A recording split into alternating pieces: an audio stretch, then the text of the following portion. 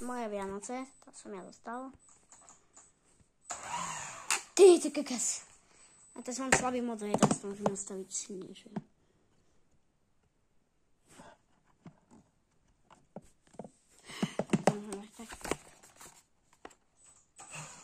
Teraz to ide 60-kou, ale ani náhodou to nedám. Tak slabo, že...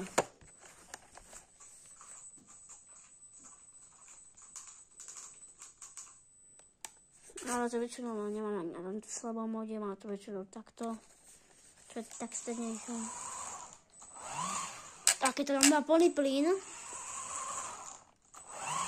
Ježiš, kokos. A samozrejme to, že vieme ešte vyššie.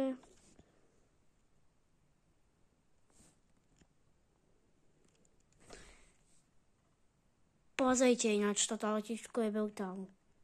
Proste... Ačkej vypneme ovládač, bo sa s nimi nebehne, teraz s nimi nejde teraz, ale momentálne, to si chcel vidieť, musím mať tieto spinky dole, hej, ale to asi nedám ísť z kameru veľké.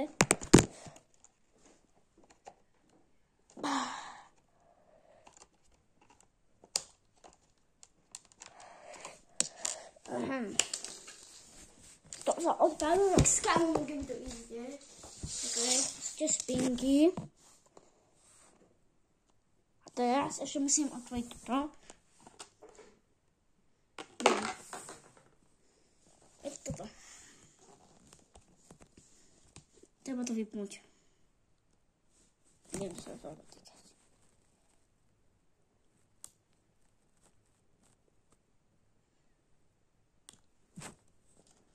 Lebo treba to dať trochu prestávku, lebo s tým jazdím. Rýchlo nejazdím si v 60, hej. Kde treba to teraz otvárať. A to spravím takto proste ako matky. Aha. Potom to tam trošičku, takže to potom operovať.